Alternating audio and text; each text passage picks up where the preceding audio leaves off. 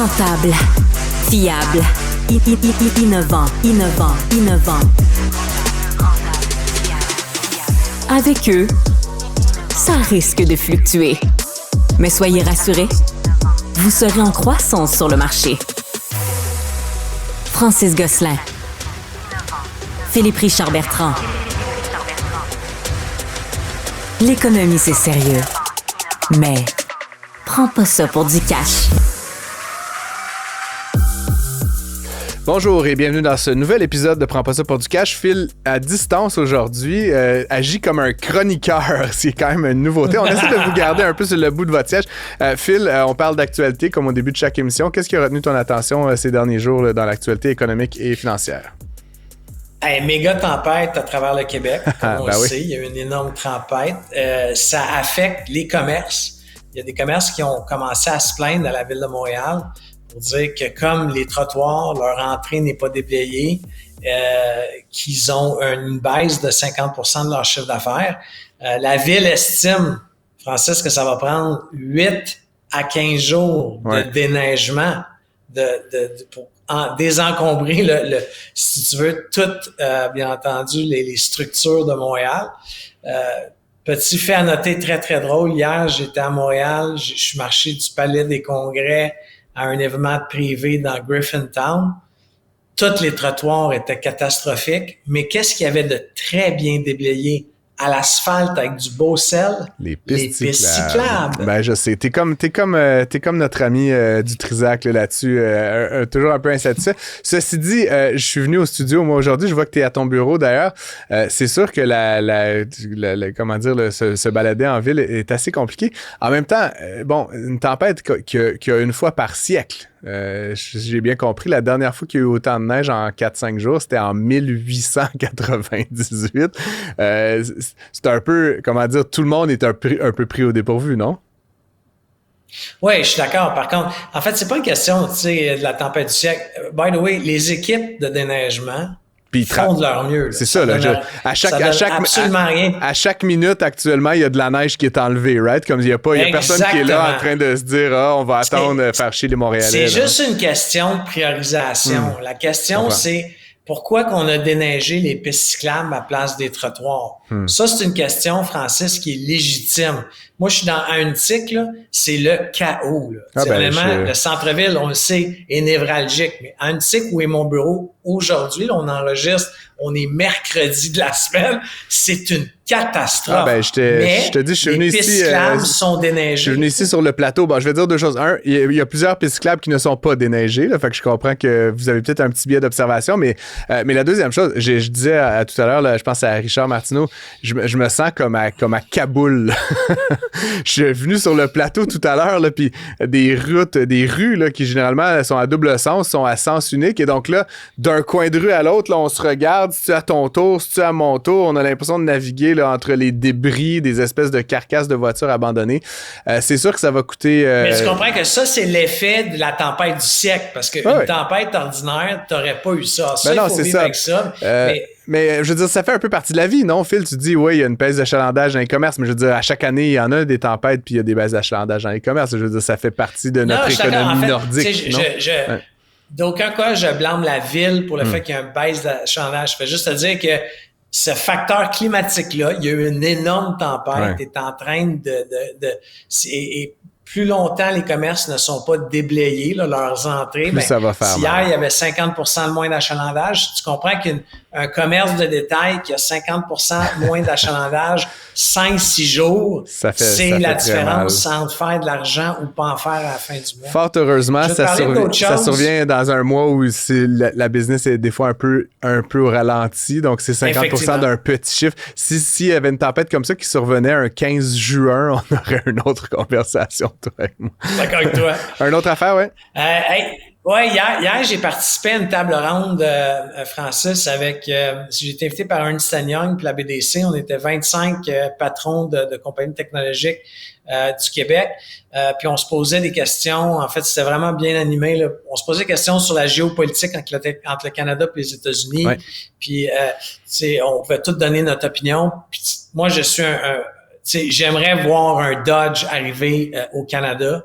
Puis tu sais, j'ai juste lancé l'idée. Un Doge, le truc d'Elon Musk. Là, oui. Dire, là, ouais, OK, je comprends. Le truc d'Elon Musk. Ouais. Et je me suis dit, tu sais, au pire aller, les gens vont me dire, ça n'a pas de bon sens, mais à mon grand étonnement, 25 entrepreneurs technologiques étaient très, très en faveur de l'arrivée d'un Dodge canadien, peut-être moins à coup d'éclat qu'Elon Musk aux États-Unis, mais du moins quelqu'un dont le travail avec une transparence absolue et le pouvoir de rentrer dans n'importe quel organisme gouvernemental qui a dans sa tête l'efficience financière de cet organisme-là. Moi, j'ai lancé l'idée que ça devrait être possiblement, pour pas qu'on dédouble, parce que tu sais, au Québec, on est les spécialistes de créer des agences, des super organismes, mais donne ça au vérificateur général.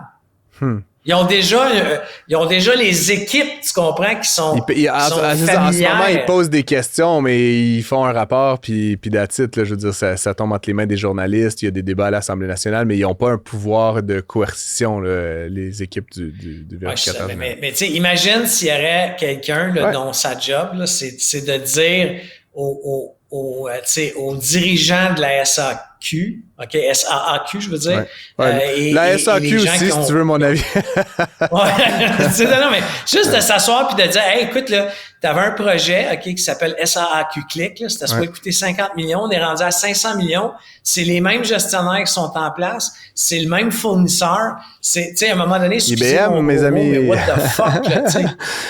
Ceci dit, ça a pas de bon sens. ce qui est particulier dans ce cas-là du Dodge américain, c'est qu'il y a Elon Musk, qui est pas n'importe qui. As-tu des idées de candidats pour la version canadienne ou québécoise de cette opération-là? Honnêtement, by the way, tu m'as déjà écrit cette chronique. Oui, je t'avais donné un nom pour rire. C'était qui le nom? J'ai oublié. Dominique Gagnon. Ah oui, bon, de Connect and Go. Ouais. Dom Gagnon, qui était à la rencontre d'hier, là, pour ton information. Mais honnêtement, tu sais, je pense qu'il faut un entrepreneur technologique, là, qui a vu neiger, mais qui a fait son argent. Tu sais, qui est un peu indépendant de fortune, puis qui voudrait redonner à l'État. Tu sais, il faut que ça soit quelqu'un de totalement impartial. Tu sais, la bonne nouvelle aux États-Unis, que ça soit Elon Musk qui fait ça, c'est qu'Elon Musk, là, tu peux essayer de l'influencer. Mais c'est là où j'ai quand même un petit bémol, Phil, parce que ce qu'on a vu aussi ces derniers temps, puis j'ai plutôt tendance à penser que tout ça est parti de bonnes intentions, mais M. Musk était sous enquête de plusieurs organismes que ça donne qui a licencié les enquêteurs. Tu sais, il y a des histoires là, qu'apparemment le département de la Défense voudrait lui acheter pour 400 millions de dollars de Cybertruck. Il y a plusieurs histoires là, sur la fiscalité des entreprises qui risquent d'être très avantageuses pour SpaceX, pour Tesla. Fait que tu sais, je réserve mon jugement. Là, je n'accuse personne de rien, mais j'ai aussi le sentiment qu'il y a quelque chose d'un peu, en bon français, self-serving là, dans la démarche de M. Musk par rapport au gouvernement américain actuellement. Tu comprends, on est quand même face à un pays américain, là, les États-Unis, qui ont élu un condamné. Là. En d'autres mots, c'est quelqu'un...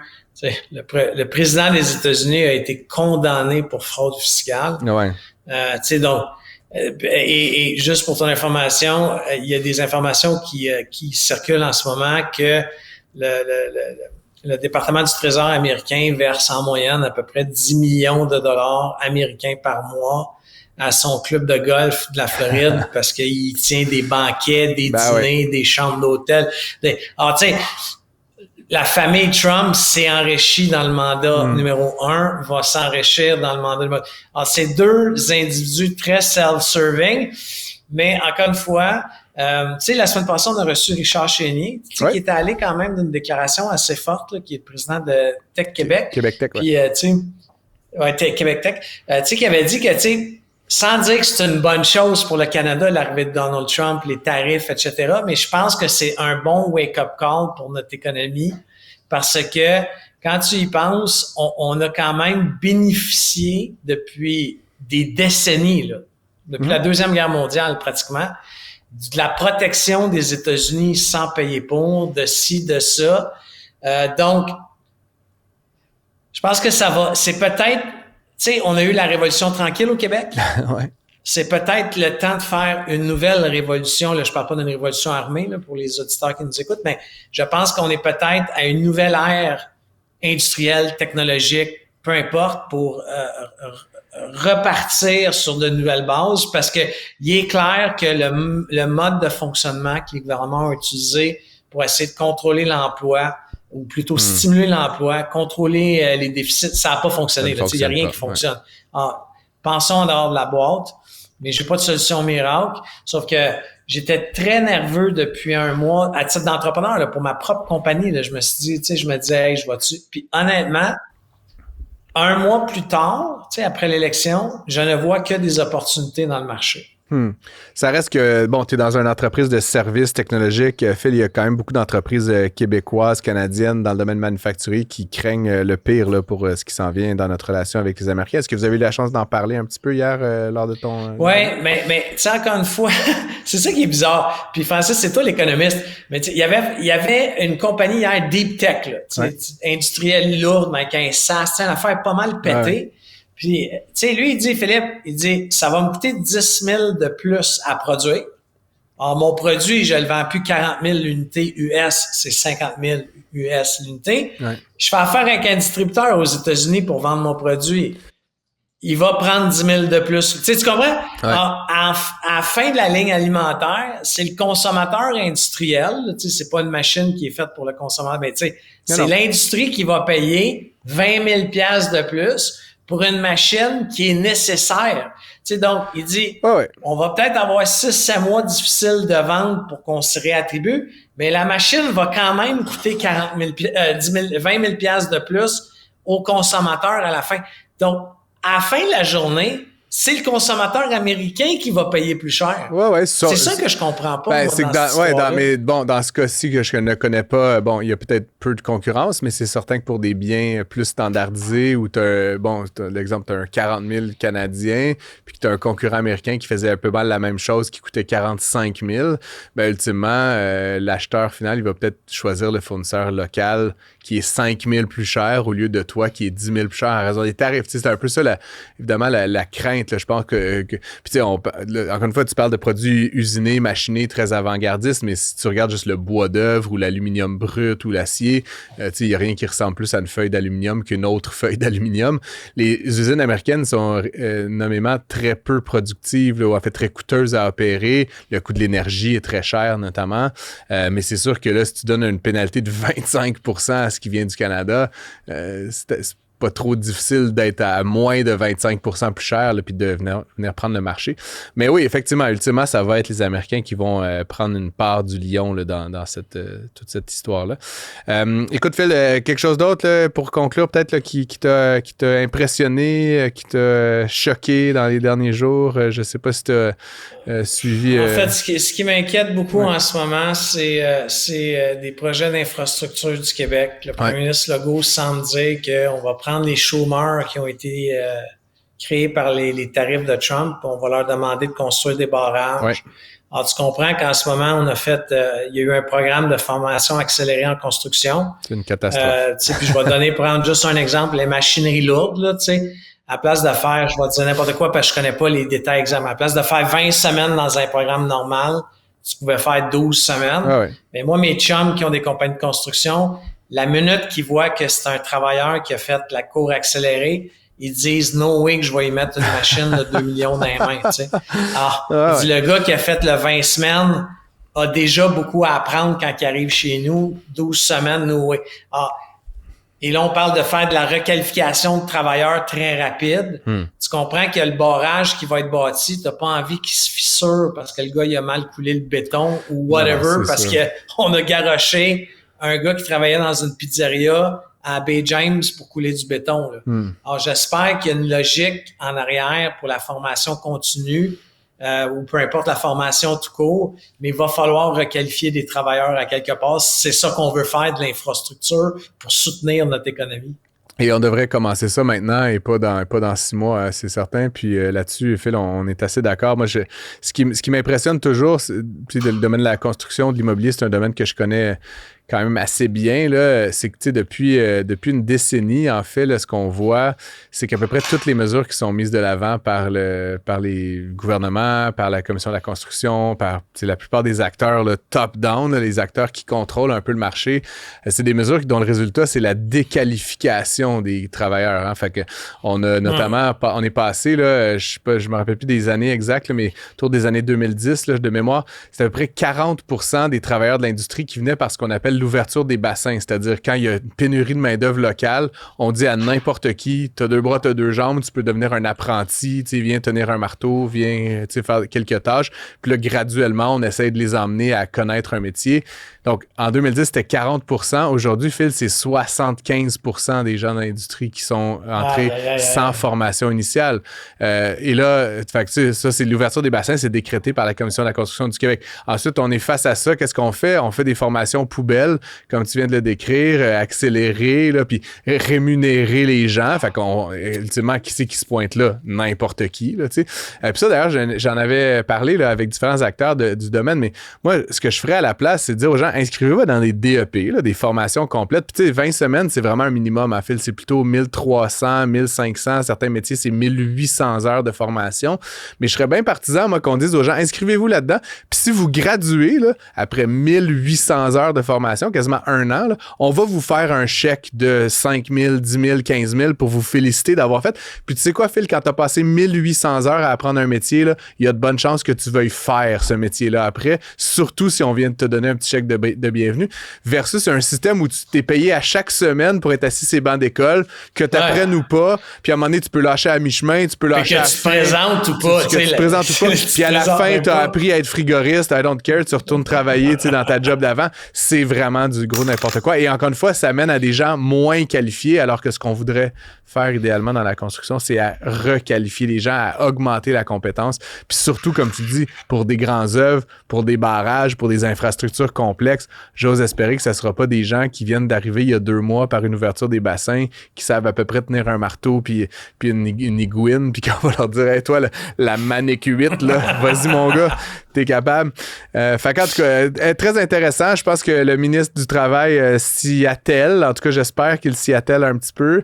Il a d'ailleurs démultiplié les annonces là, ces derniers jours. Là. Il dit vouloir s'en prendre là, au droit de grève. Là. Je sais pas si tu as un peu suivi ces affaires-là. Il veut limiter là, la durée des arrêts de travail. Bref, une grosse fin de mandat pour Jean Boulet, on va se le dire, à Québec. Pour toute la CAQ, en fait. Pour toute la CAQ, oui, effectivement, ils vont avoir du pain sur la planche. On leur souhaite d'avoir encore un peu d'énergie là, toutes ces années après leur première entrée au pouvoir. Merci, Phil, d'avoir pris le temps là, d'être avec nous malgré... Qui sont les invités cette semaine? On a donc 2 invités cette semaine, très, très intéressants. On commence avec Félix Morin, qui est le patron de Succès Scolaire. Je ne sais pas si tu connais cette entreprise-là. Ils offrent des services de mentorat, de coaching là, pour les jeunes, mais ils ont aussi une boutique là, où ils apportent... Excellent service. Ouais, donc, très bon service. C'est une entreprise drôlement assez diversifiée. Là. Ils font plusieurs choses dans le domaine scolaire. Et puis, c'était la semaine dernière, la semaine de la persévérance scolaire. Donc, on va débriefer un peu à quoi ça sert cette semaine-là, puis quels en sont les enseignements année après année. Puis, on enchaîne ensuite avec Sébastien Nadeau. Il est président du conseil d'administration de la zone AgTech à Repentigny. La zone AgTech, c'est comme un genre de cluster incubateur dans le domaine des technologies agricoles. Il y a eu un article plus tôt cette semaine dans le journal qui parlait des difficultés là, à exploiter des serres au Québec. Je ne sais pas si tu te rappelles, Phil, on avait offert il y a quelques années des rabais sur les tarifs d'hydroélectricité aux gens qui opéraient des serres. Et là, ce qu'on apprend, c'est que, mettons, là, toi, tu as ta grosse serre, je te dis, ça va te coûter moins cher par kilowattheure. Fait que tu dis, yeah! Sauf que là, de l'autre côté, on dit, ouais, mais si tu veux plus que 5 mégawatts, il faut que tu passes par notre espèce de processus alambiqué, que c'est la ministre qui tamponne, etc. Ça prend 18 mois à avoir le bloc d'énergie. Fait qu'on t'annonce, la main droite annonce tarif pas cher, puis la main gauche annonce annonce, on donnera pas de bloc à personne. Fait que, tu sais, ça sert à quoi de dire que c'est pas cher si t'es pas capable d'en vendre?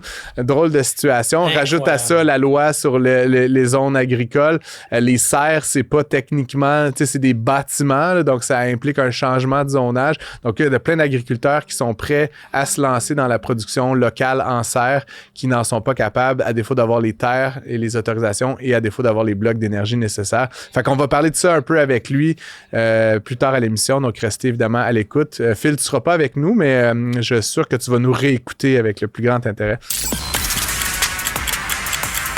Si le temps, c'est de l'argent, il faut l'investir là où il y a de la valeur. Vous écoutez Prends pas ça pour du cash. La question de l'autonomie alimentaire québécoise revient régulièrement sur les devants de l'actualité et c'était le cas cette semaine lorsque un de mes collègues au Journal de Montréal a un peu jeter de la lumière là, sur la difficulté qu'ont certains producteurs sériculteurs, donc ceux qui opèrent là, l'agriculture en serre, à obtenir des permis et ou des blocs d'énergie là, pour bien mener à bien leur projet.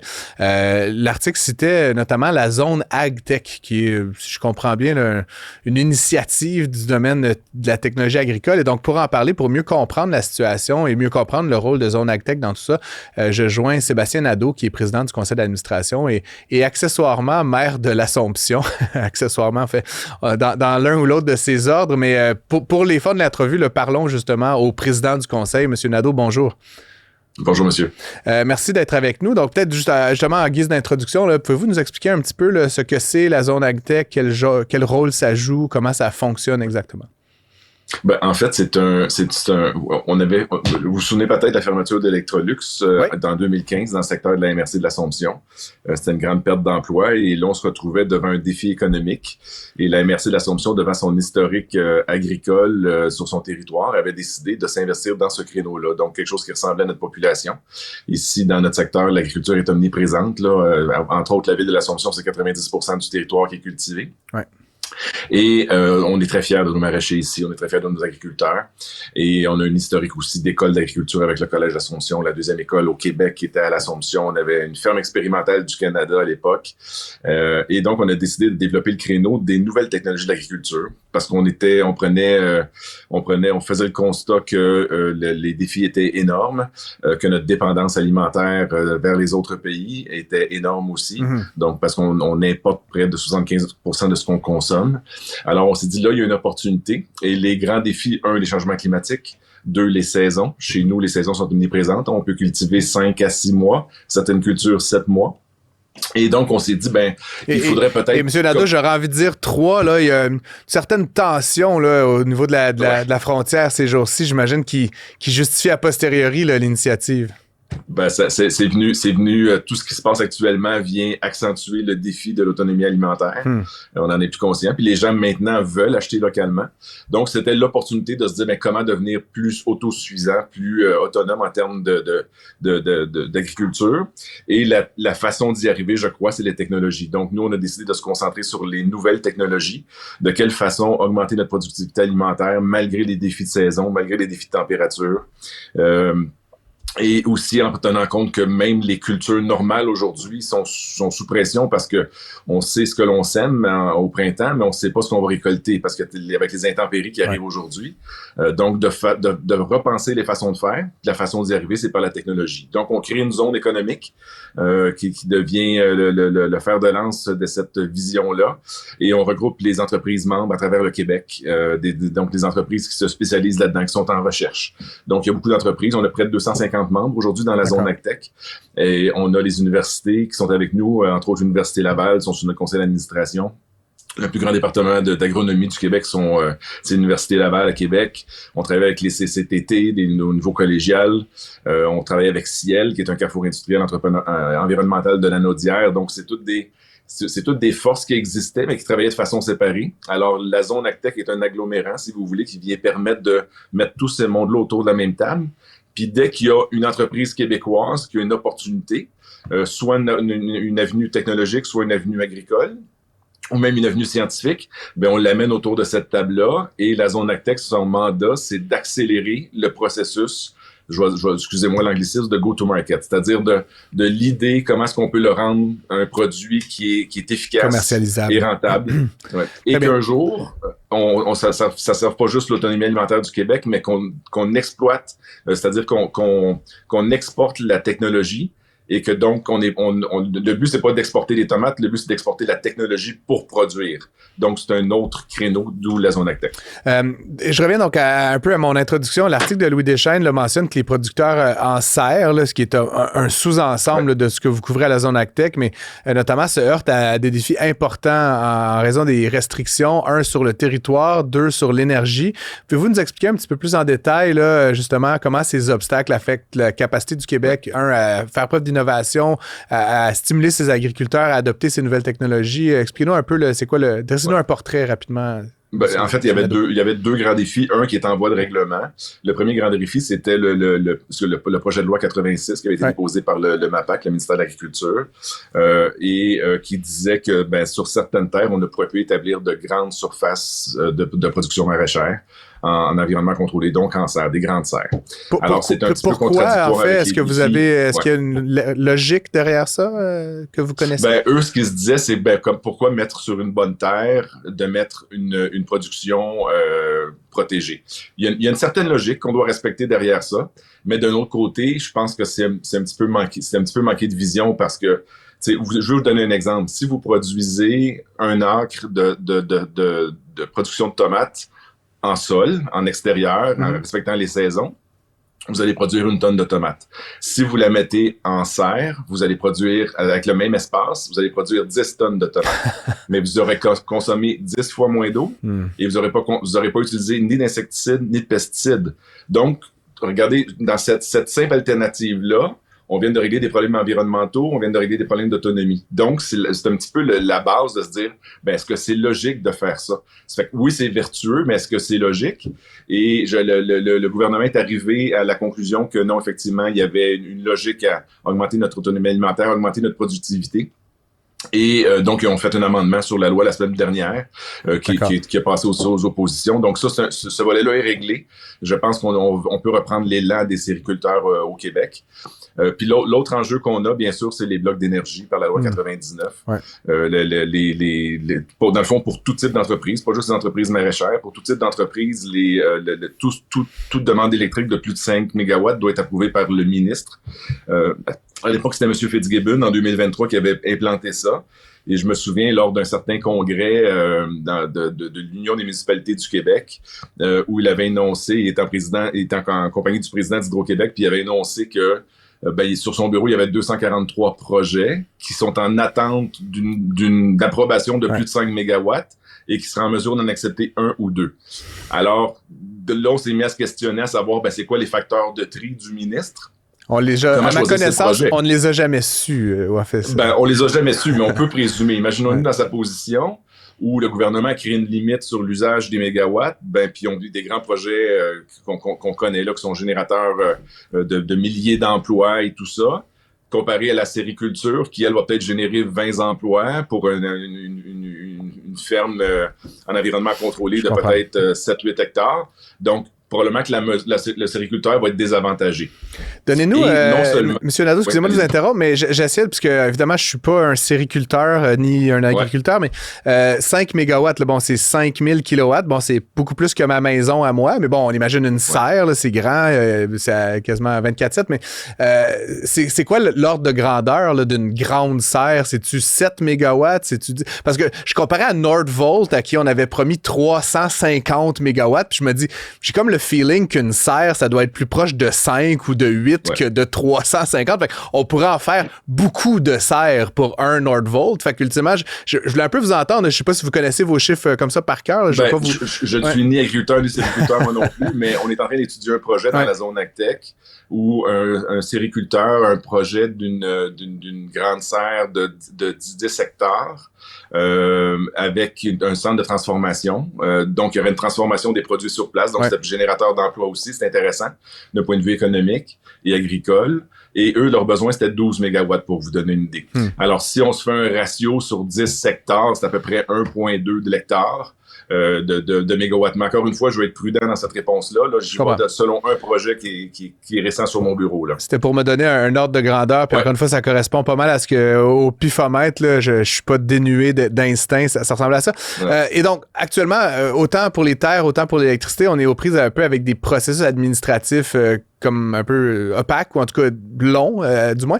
Et ce qui me faisait un peu sourciller plus tôt quand j'ai pris compte là, de l'article de mon collègue, c'est que il me semble qu'en 2020, pendant la pandémie, on avait annoncé des mesures, notamment en énergie, là, pour avoir des tarifs plus favorables, puis dire, justement, on va encourager cette activité-là qui est innovante, qui est porteuse d'avenir, qui est d'autonomie alimentaire, qui est celle de la sériculture.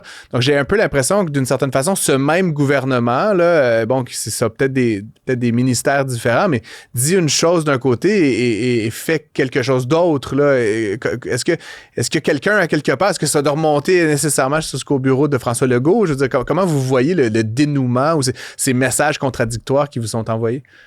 En 2018, nous, on avait présenté le projet économique de la zone AgTech au gouvernement du Québec. Donc, c'est le MAPAC qui en avait pris connaissance, le ministère de l'Économie en avait pris connaissance, et aussi le bureau du premier ministre, parce que c'est le député, c'est dans notre comté. Donc, on était souvent en contact avec M. Legault. Puis, effectivement, ça rentrait très bien dans la volonté, dans la vision économique du gouvernement du Québec, mais aussi dans les défis de souveraineté. Et ça, souvenons-nous, on est avant la pandémie à ce moment-là. Et quand on parlait du projet de la zone AgTech, les gens nous disaient « Ah ouais, on a-tu vraiment besoin de ça? » Mais quand la pandémie est arrivée, ben c'est comme venu confirmer ce besoin-là, justement, de devenir de cette autonomie alimentaire. Puis là, ce qu'on vit avec les jours Trump, c'est un autre appel de cette importance-là. Donc, moi, je pense que de plus en plus, on a le message qu'il faut aller s'investir, là, puis qu'il faut se concentrer là-dessus.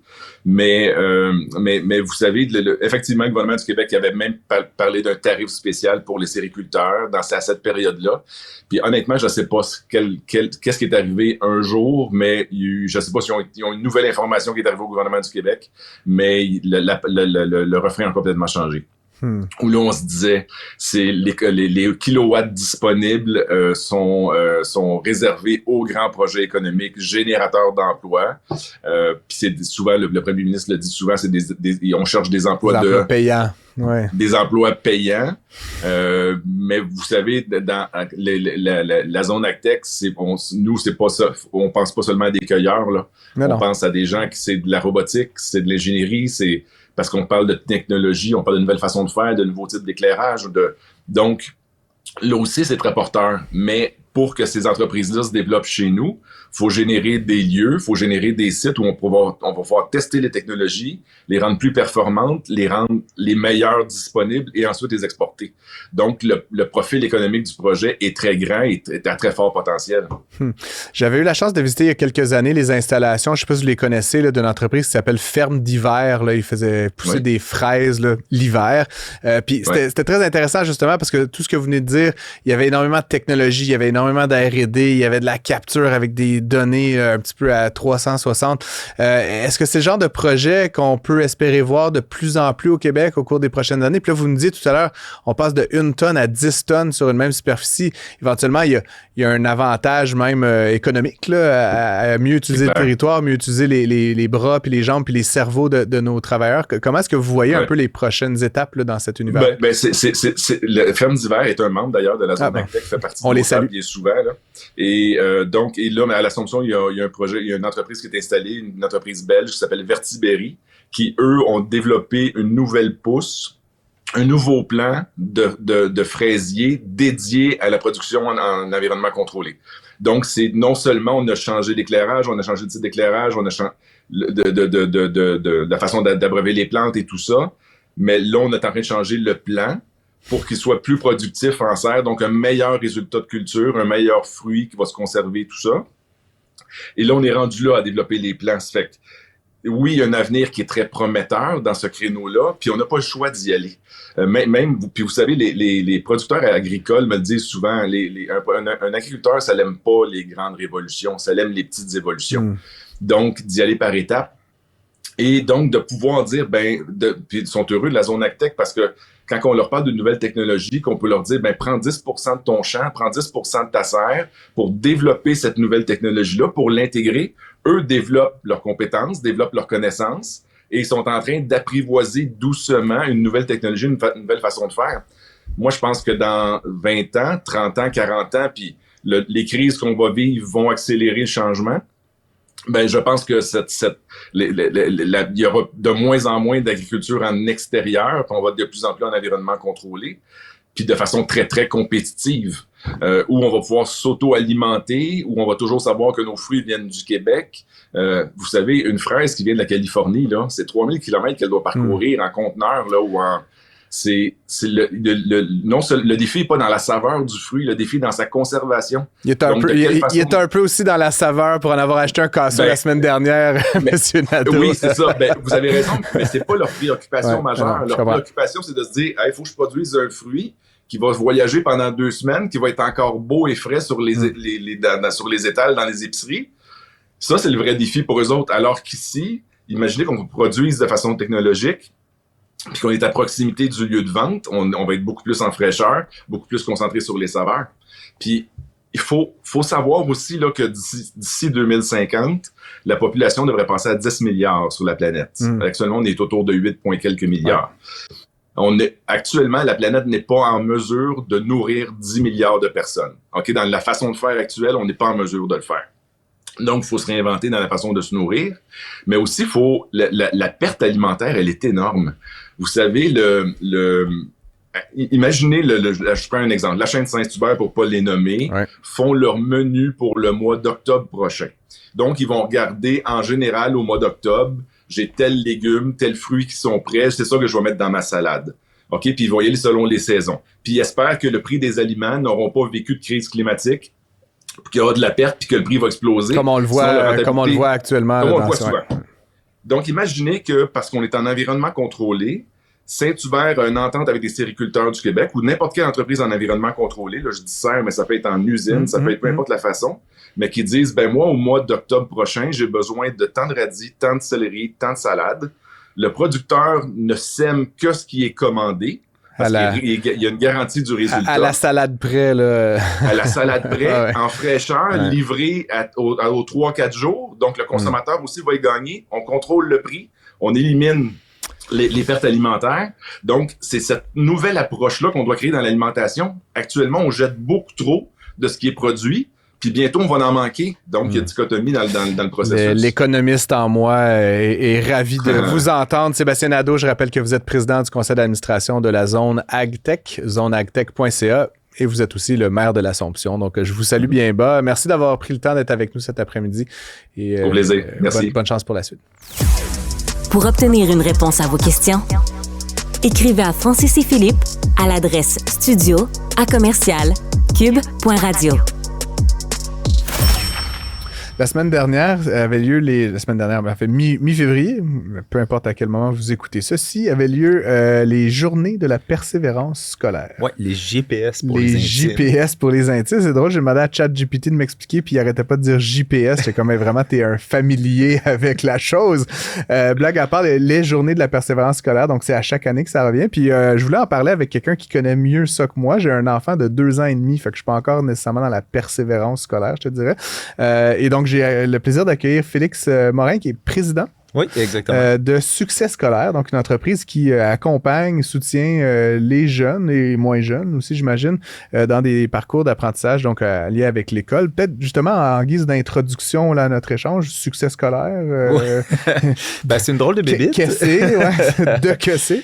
Ouais, ben en fait, Succès scolaire, j'ai cofondé avec un ami d'école à l'époque, il y a presque 19 ans. Donc ça fait un bout que ça roule. Et imagine-toi donc à l'époque, ben le décrochage était sur toutes les lèvres. Il y avait des études qui nous ont marqué là, sur le taux de décrochage. Il l'est moins maintenant, mais j'ai l'impression que le problème est tout aussi grave. Absolument. Est-ce que je me trompe? Ouais, on n'en parle juste plus, mais c'est comme les jeunes, les Québécois, surtout, décrochent énormément. Oui, effectivement. Il y a quand même une bonne progression dans en fait, une régression dans le taux de décrochage, donc c'est une bonne nouvelle, mais bon... Un moins plus un moins fois un moins. Okay. Tu as suivi en maths. Un doctorat en économie, ça aide à compter jusqu'à 10. Okay. Mais j'aurais dû faire mes recherches. Non, donc, succès scolaire, ouais, c'est ça. En fait, on accompagne des jeunes, on fait du tutorat individuel, donc auprès des jeunes partout au Québec là, depuis toutes ces années. Puis, depuis une dizaine d'années presque, là, on est une école secondaire en ligne également, là, reconnue par le ministère de l'Éducation. OK. Puis, je connais notamment un de tes collègues là, à la direction de succès scolaire. Vous avez comme un magasin aussi. Oui, distribuez des choses. Là. Explique-moi un petit peu comment ça fonctionne. Oui, de fil en aiguille, en fait, on a des partenaires qui nous ont sollicité pour les aider dans la distribution de matériel scolaire, là, les fameuses listes à la rentrée. Ouais. Donc, on dessert là, à peu près 60 000 familles par année au 60 Québec. 000? Oui, exactement, qui vont faire leurs emplets de la rentrée avec nous. Là. OK. Puis c'est du commerce électronique? Comment ça... Oui, exactement. Donc, en fait, on a des entrepôts, on s'approvisionne chez tous les éditeurs, fournisseurs et tout ça. Puis Mais c'est scolaire, mais c'est comme un autre business. Là, d'une certaine façon, c'est une autre manière d'opérer. C'est d'autres marges, c'est d'autres compétences là, quand même que de faire du tutorat, j'imagine. Oui, puis d'ailleurs, c'est pour la petite histoire, quand notre première école partenaire nous a approchés il y a 10 ans, j'ai dit non parce que notre mission, c'est d'encourager la réussite scolaire. Ouais. Je voyais pas le fit. Puis on a réfléchi, puis finalement, en fait, on a créé un projet entrepreneurial où on invite les élèves de secondaire 3 et 4 à venir travailler leur première job chez nous, puis on leur donne des ateliers sur l'entrepreneuriat, sur le service client, les budgets. Donc, c'est super intéressant de pouvoir lier ça, puis de voir l'éducation autrement que par simplement les matières académiques. J'ai eu la chance de travailler avec plusieurs écoles, justement, puis des gens un peu comme toi qui sont autour du domaine de l'éducation, puis je pense à toi comme un entrepreneur. Ben, tu es un entrepreneur, puis il y a cette particularité du milieu de l'éducation que c'est très cyclique dans une année. C'est comme le sirop d'érable un peu. C'est comme la grosse période puis la petite période. Comment tu vois ça, justement? Avez-vous comme des périodes où vous embauchez des milliers de personnes puis d'autres où c'est toi puis ta blonde dans un sous-sol? On se rend plus là. Explique-moi justement la cyclicité, là, si tu me permets, de la business, là, concrètement. À quoi ça ressemble une année typique là, pour vous? Bien, évidemment que la rentrée scolaire est une période phare, là, parce qu'évidemment, on va encourager... On essaie de prévenir. Hein. Mieux vaut prévenir que guérir, comme le dit le dicton. Donc, évidemment, on va conscientiser les familles à prévenir déjà les enjeux scolaires que l'enfant peut vivre. Dès septembre. On l'invite, évidemment. On lui dit, ben écoute, tu vas prendre contact avec ton enseignant, il va te solliciter pour la rentrée, t'expliquer les objectifs de l'année. Donc, déjà, si tu veux, tu peux préparer dans l'année quand tu vas avoir recours à nos services. Parce qu'il n'y a pas de... Tu sais, on ne fait pas des packages à l'année, c'est vraiment à la carte. Nous, on veut aider l'enfant quand il en a besoin, faire des interventions d'impact, comme on dit. Donc, c'est à travers l'année, mais évidemment, les périodes phares sont les bulletins et la rentrée scolaire, puis la préparation aux examens de fin d'année. Ah oui, OK. Ouais. Puis là, pendant l'été... Ben, en fait, c'est drôle parce que je te disais qu'on était devenu une école secondaire. Quand on a commencé à avoir des employés permanents, justement, à l'administration, on s'est dit, ben là, on peut pas les mettre au chômage l'été. Donc, on a commencé à, dans le fond, offrir la possibilité de faire des ateliers de rattrapage, des cours d'été et de prendre en charge, là, dans le fond, les séances de révision estivale pour certaines écoles qui ne voulaient pas ou qui n'avaient pas de masse critique ou les installations pour être capables d'offrir les cours d'été. Et de fil en aiguille, ben, c'est devenu effectivement notre saison la plus haute. Votre business, à la base, du moins, c'est du tutorat? C'est une place de marché, on pourrait dire? Plus ou moins, en fait. Tu as des tuteurs, tu as des élèves? Exactement. Tu les mets ensemble? Oui. Les élèves, ils ont besoin de ça, je comprends cette partie-là, mais trouver des tuteurs de qualité, s'assurer qu'ils sont de qualité à toutes les fois, c'est-tu comme Uber, là? C'est-tu 5 étoiles? Comment tu travailles cette partie-là, mettons, de l'entreprise? Je suis un peu intéressé. Ouais. Écoute, Francis, pour nous, en fait, ça a été clair dès le départ. On a 2 clients.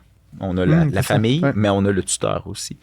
Donc, on met énormément d'énergie dans offrir des jumelages personnalisés, autant à l'enfant, donc le besoin de l'enfant, mais évidemment les compétences et les forces du tuteur. Donc, dans le recrutement, oui, il y a effectivement du ranking, un peu comme tu faisais référence à Uber, mais c'est toujours personnalisé dans l'approche où on va aller chercher vraiment les compétences, le profil, la personnalité du tuteur pour vraiment offrir un besoin spécifique, en fait, répondre aux besoins spécifiques de l'élève. Donc, on se soucie autant du profil du tuteur français, que de l'élève. maths, physique, chimie, trucs, là, tous les n'importe niveaux, quelle discipline, n'importe quel niveau. Oui, donc on va recruter, là, je te dirais, on fait à peu près une centaine d'entrevues par mois. Puis bon, il y a de l'attrition, tout ça. Donc, en bout de ligne, là. Puis il y a combien de tuteurs, là, mettons? Actifs, à peu près 1200 aujourd'hui. Là, okay. Y en a-tu qui sont là depuis 19 ans puis qui font comme pas juste ça, là, mais qui font ça dans leur année à chaque année? Absolument. Oui, ben, on a des gens qui sont avec nous depuis... je te dirais peut-être pas le début, là, mais une bonne quinzaine d'années. Et puis, on a même des enseignants à la retraite, des directions d'école à la retraite qui viennent faire ça. Donc, il y a vraiment pour tout acabit, là.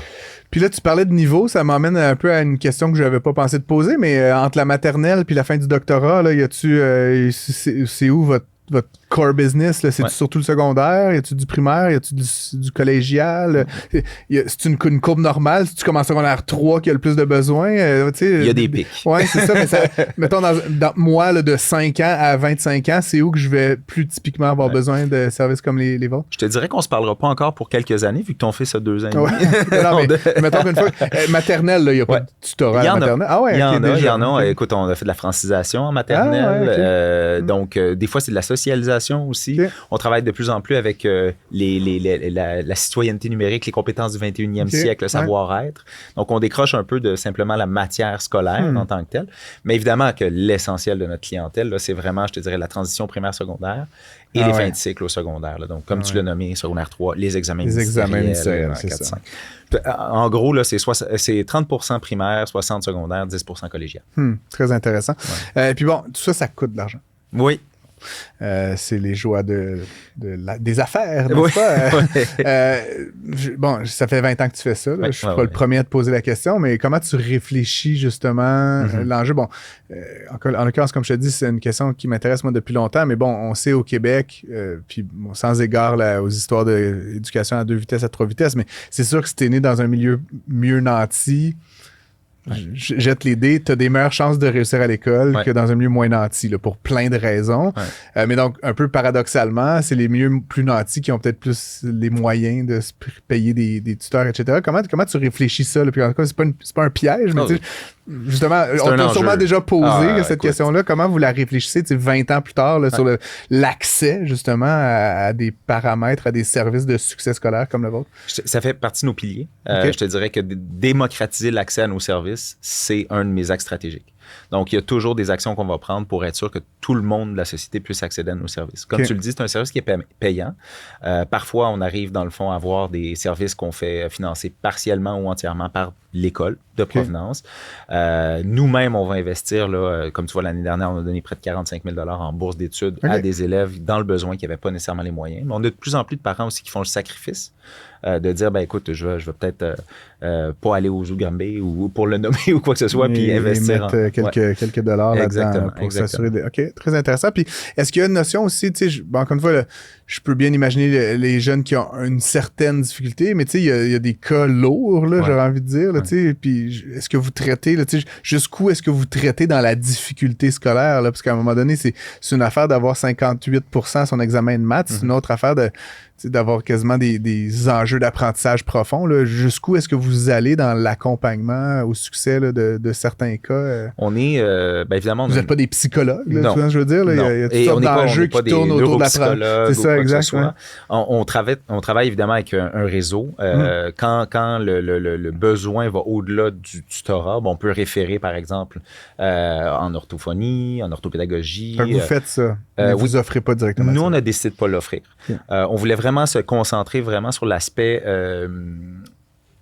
des objectifs précis de l'élève, donc d'aller chercher surtout la motivation scolaire, l'engagement de l'élève dans son apprentissage. Mais évidemment, on a le réseau là en place pour être capable de bien référer ces cas-là. Ceci étant dit, on a des élèves qui ont toutes sortes de difficultés d'apprentissage. On a des élèves qui viennent, par exemple, de la DPJ, entre autres. Donc, on est vraiment, je dirais, dans tout type de clientèle. On disait un peu plus tôt justement que bon, les taux de décrochage n'avaient pas beaucoup évolué. J'aimerais revenir un peu sur justement ces journées de la persévérance scolaire. Qu'est-ce que ça représente pour un gars comme toi, ces journées-là? Est-ce que c'est par-delà l'arc-en-ciel, là, ça va bien aller, là, mais dans les faits, est-ce qu'on fait suffisamment? Est-ce que ces journées-là servent à quelque chose? Je veux dire, oui. Elles servent à mettre... Parce que l'aiguille ne bouge pas beaucoup. Là, c'est vrai. Est-ce qu'on en fait assez? Est-ce qu'on devrait faire des années de la persévérance scolaire? C'est une bonne question. Écoute, c'est structurel. Il y a beaucoup de choses. C'est des choix de société aussi.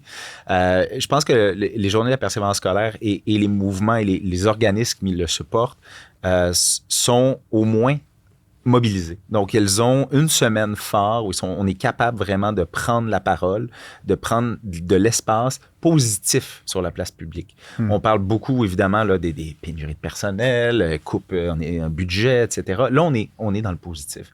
Puis, c'est ça qui a le meilleur impact sur les jeunes. Donc, et c'est pourquoi le tutorat fonctionne aussi bien. Hein? Si on est capable d'arriver à mobiliser l'élève envers un objectif précis, il va l'atteindre. L'idée, c'est quand puis j'ai rien contre le modèle scolaire, là, on peut toujours l'améliorer, mais quand on le lance dans un océan de possibilités, avec un encadrement qui n'est pas aussi rigoureux qu'un one-to-one, c'est impossible. Le tutorat individualisé, on ne pourrait pas éduquer une société entière. Mais, un élève, un prof. Ouais, c'est ça. one teacher per child. C'était Bill Gates, non, je blague. Mais oui, effectivement. Donc ça amène du positif dans tout ce débat-là, je trouve, et ça fait surtout rayonner ce que les jeunes font. Demain matin, Félix, si tu étais ministre de l'Éducation, tu commencerais par quoi? Très bonne question. Ça, c'est une question piège. Je fais mon Guillaume Lepage. Tu fais bien, non? Puis honnêtement, c'est une question que je me pose souvent parce que, comme je te l'ai dit, c'est tellement complexe. Oui, parce on est critique souvent de ces ministres-là, mais c'est pas comme une question de baguette magique, 3-4 petits pas, puis c'est réglé. Là. C'est un système qui est profondément complexe à comprendre dans un premier temps, puis à mobiliser, puis à transformer dans un second. C'est une réponse hautement politique, parce qu'il y a beaucoup de parties impliquées. Il y a plusieurs visions d'éducation aussi. Là. Je veux dire, je veux pas rentrer dans la philosophie, là, mais on navigue des fois entre différents courants, là, on va dire, là, dans le milieu de l'éducation au Québec. Mais qu'est-ce que toi, tu ferais, là, mettons, là, encore une fois, là, on jase à haut niveau. Je vais prêcher pour mon parti. Tu vois, depuis la pandémie, il y a des beaux programmes qui ont été mis en place par le gouvernement. Il y a un investissement dans des programmes de tutorat. Puis ça, c'est démontré par la science. Là. Il y a plusieurs scientifiques qui ont démontré l'impact d'un service individualisé depuis les années 60, entre autres avec l'effet Pygmalion. Puis ça, les enseignants peuvent le faire aussi bien en classe qu'en tutorat individualisé. Mais donc, j'investirais dans des programmes de la sorte qui permettent une personnalisation de l'apprentissage. Parce que c'est démontré, en fait, le décrochage coûte excessivement cher à la société. Certain. Donc, après, oui, ça peut faire couper, ça fait des recettes fiscales davantage. Donc, tu sais, c'est un cercle virtueux essentiellement. Donc, de le prendre comme un investissement plutôt qu'un poste budgétaire. Et puis donc là, on parle de succès scolaire. Vous avez un certain succès au Québec. Est-ce que vous avez des grands plans de conquête mondiale ou tu sais un peu, ça nous a dévoilé tes grandes intentions stratégiques là. Si je te réinvite dans 5 ans, à quoi va ressembler l'entreprise par rapport à aujourd'hui? Qu'est-ce qui s'en vient pour vous sur votre carte là, on travaille de croissance, fort sur... en fait, pour nous, moi, l'important, la mission de succès scolaire, c'était d'encourager la réussite scolaire au Québec. Okay. Donc, quand on a fondé l'entreprise, c'était la vision. On a moins de 5% hors Québec actuellement en termes de chiffre d'affaires. Mais c'est sûr qu'on regarde de ce côté-là, surtout le marché pan-canadien. Ce qu'on veut, par contre, c'est pas rentrer comme une autre entreprise lambda en tutorat, comme il en existe partout au monde. On est en train de travailler sur des systèmes qui vont chercher vraiment la motivation de l'élève et de le rentrer au cœur de sa réussite. Donc, avec la technologie, aujourd'hui, on est capable d'avoir des systèmes qui vont justement permettre à l'élève de prendre contrôle sur son avenir scolaire. Et là, je crois qu'avec... On parle de technologie, grosso modo, d'investissement que vous allez faire. Depuis, ça fait 3 ans, en fait. Là, un bonze de la technologie québécoise. Je te dis que mon but, c'est pas un exit. Pas du tout, en fait. Vendre ça à Microsoft. Non, je m'en vais pas là, honnêtement. J'ai beaucoup trop de passion pour l'éducation puis pour l'avenir de la société là-dedans. Mais non, ça fait longtemps qu'on travaille là-dessus. Puis, tu vois, on est accompagné par une chaire de recherche, entre autres, là, pour être capable de vraiment mettre le doigt sur l'engagement et la motivation scolaire. Super intéressant. En tout cas, merci d'avoir pris le temps de venir en studio avec nous, Félix. Je découvre un peu cet univers-là là, de l'accompagnement du tutorat, de la boutique. Oui, aussi. En parallèle. Surprise. Mais je rappelle donc, Félix Morin, que tu es président du Succès scolaire. Merci d'être venu en studio. Puis on aura certainement l'occasion de te réinviter pour découvrir le futur de l'entreprise. Merci pour l'invitation, Francis. Ça fait plaisir. À bientôt. Je vous rappelle donc, vous étiez à l'écoute de Prends pas ça pour du cash. Merci d'avoir été à l'écoute avec nous aujourd'hui. Philippe Richard-Bertrand était là en début d'émission. Malheureusement, il a dû nous quitter pour d'autres fins hautement importantes de son entreprise.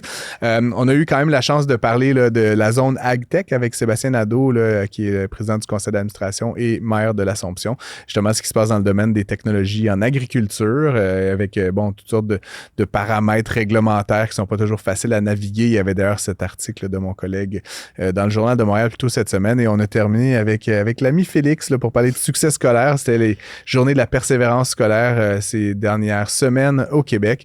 Évidemment, si vous avez des questions, des commentaires, des gens que vous aimeriez qu'on accueille dans le balado, n'hésitez pas à m'écrire ou à écrire à Philippe Richard Bertrand ou directement au studio à studio@cube.radio. On se retrouve la semaine prochaine pour de nouvelles aventures et de nouveaux invités. Merci. Prends pas ça pour du cash. Disponible aussi en balado sur l'application et le site cube.ca. Radio, télé, balado, vidéo. Cube, un média pas comme les autres.